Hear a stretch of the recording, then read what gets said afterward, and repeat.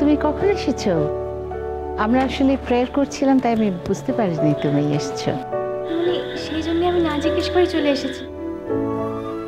দিদিমণি, আজ আজ এত সুন্দর করে সাজানো হয়েছে, আজ কিছু আছে?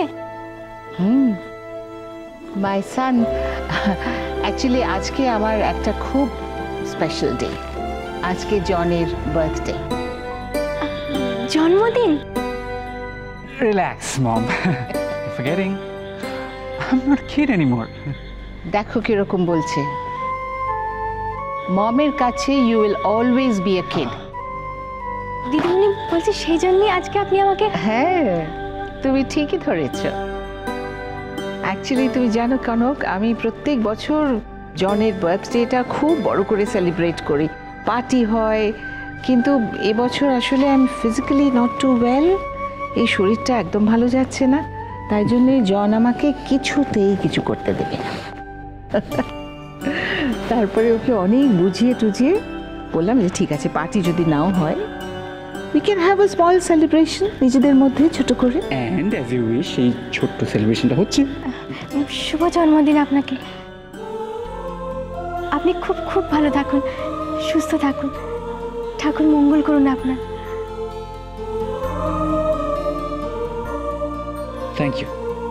Thank you very very much. Actually সেরকমভাবে পার্টি তো কিছু হচ্ছে না, তাই জন্য তোমার ফ্যামিলির কাউকে আমি বলিনি, না তো ওদের বলতাম। আমি ভাবলাম তুমি তো আসবেই পড়তে, তো তাই জন্য আমাদের সঙ্গে you might as well have dinner with us, তারপর ফিরে যাবে। কিন্তু দিদিমণি, আপনি ফোনে আমাকে কেন বললেন না? আমি তাহলে ওনার জন্য একটু পায়েস বানিয়ে আনতে পারি। না, that's not required at all. I mean, এই যে আপনি আমায় উইশ করলেন, that's more than enough. না, আমি খুব ভালো রান্না করি। বাড়িতে কারোর জন্মদিন হলে আমিই তো পায়েস বানাই। আসলে ওনার আজকে জন্মদিন, আর আমি খালি হাতে এভাবে... না কনক, তাতে কিছু হবে না। এই তো আজকে এরকম আমাদের একটা স্পেশাল ডেতে তুমি আমাদের সঙ্গে রয়েছো, হ্যাঁ, সেটাই তো অনেক বড় পাওয়া। That's the gift. দিদিমণি বলছি, আজকে জন্মদিন পালনই মানে আজকে পড়া হবে না? পড়া আজকে জন্মদিনে? আজকে একটা দিন পড়া নাই বা হলো, তুমি বাড়িতে তোমার লেসনটা একটু এগিয়ে রাখবে। মম ট্রাই টু আন্ডারস্ট্যান্ড। অ্যাকচুয়ালি এখানে আসার ওনার প্রাইমারি যে রিজনটা, সেটা আমার জন্মদিন সেলিব্রেট করা নয়, পড়াশোনা করা। ফাইন, সো বি ইট, পড়াশোনা হবে, কিন্তু তার জন্য একটা কন্ডিশন আছে। I'll explain. অ্যাকচুয়ালি আমি বাংলায় অতটা ভালো নই, সো আপনি আমায় বাংলা পড়েন আর আমি আপনাকে ইংলিশ পড়তে হেল্প করবো। What mom, Freddie?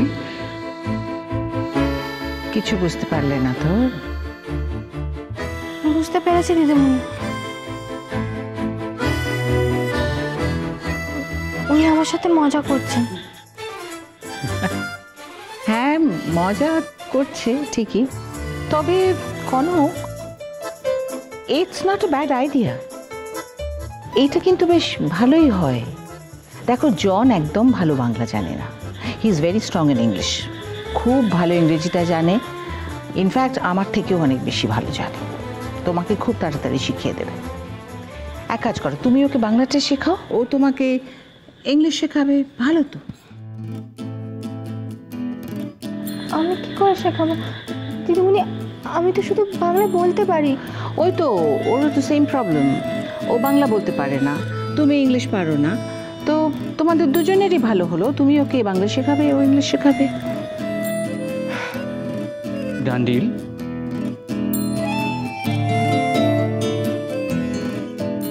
আচ্ছা, তোমাদের তখন ফ্রেন্ডশিপটাই ভালো করে হয়নি, আগেই ডিল করে ফেললে। ওকে, রিল্যাক্স মম। ফাইন, চলো, friends from now on.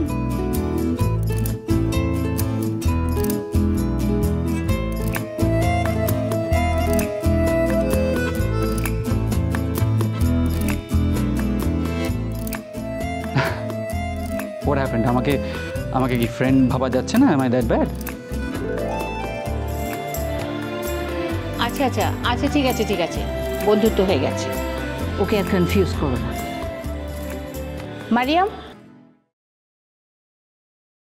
Mariam, cake ready?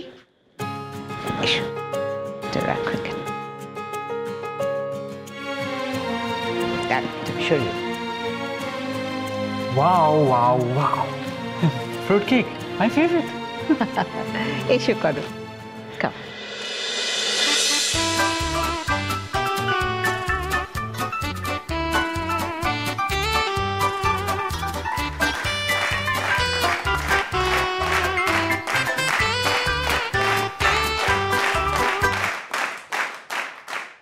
Here you go. Many, many happy returns of the day, my son. Thank you. Thank you.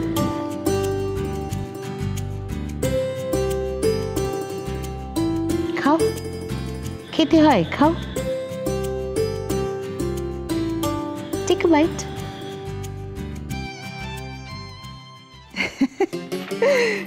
বাপরে, এত কিছু এনেছিস রে ঝিলমিল। কোনটা ছেড়ে কোনটা দেখবো আমি তো বুঝেই উঠতে পারছি না কো। হ্যাঁ রে ঝিলমিল, এই সব কিছু কি আমাদের জন্য? হ্যাঁ গো, সবই তোমাদের দুজনের জন্য। আমি নিজের হাতে পছন্দ করে এনেছি। আর মা, সব কিন্তু বড় বড় দোকান থেকে আনা। কি দরকার ছিল এত সব কেনার ঝিলমিল? হ্যাঁ, আমার তো ধুতি ফতুয়াতে এমনি দিব্যি চলে যায়। আর তোর মার এতগুলো শাড়ি কি করে লাগে বলতো? পালা পার্বণে যা পায় তাই পরেই তো শেষ করতে পারে না। না না, ঠিক করিসনি তুই, এটা ঠিক করিসনি। ছি, বড্ড দৃষ্টিকটু লাগে ঝিলমিল। তাছাড়া তুই তো অবুঝ নোস মা। বাবা, তুমি এভাবে কেন বলছো বলো তো? আচ্ছা, আমার কি ইচ্ছে করে না আমি আমার মা বাবার জন্য কেনাকাটি করে আনি? আচ্ছা, আর তুমি সামান্যতেই আপত্তি করছো? না রে ঝিলমিল, না বাবা। কি করছো? তোর বাবা যা বলছেন ঠিকই বলছেন। এভাবে দেয়া থোয়াকে তো আবার সাহায্য করা বলে বল? তুই চলে গেলে পরে তোর বাবা আমাকে 10টা কথা শোনাবে। বাবা, কি দরকার, থাক।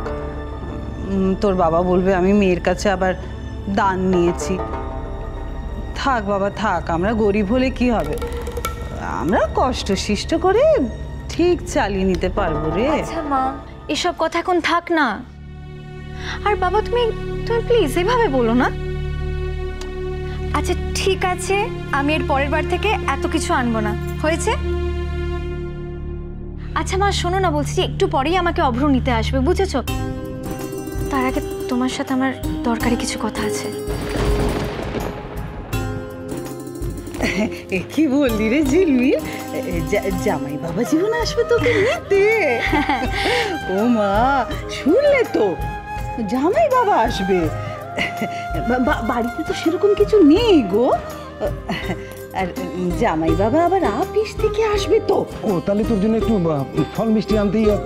আচ্ছা, তোর একটু বস, আমি একটু বাজার থেকে ঘুরে আসছি। হ্যাঁ, আর মা ঝিলমিল, তুই একটু মার সঙ্গে গল্প কর, আমি এক্ষুনি যাবো আর আসবো। ঠিক আছে।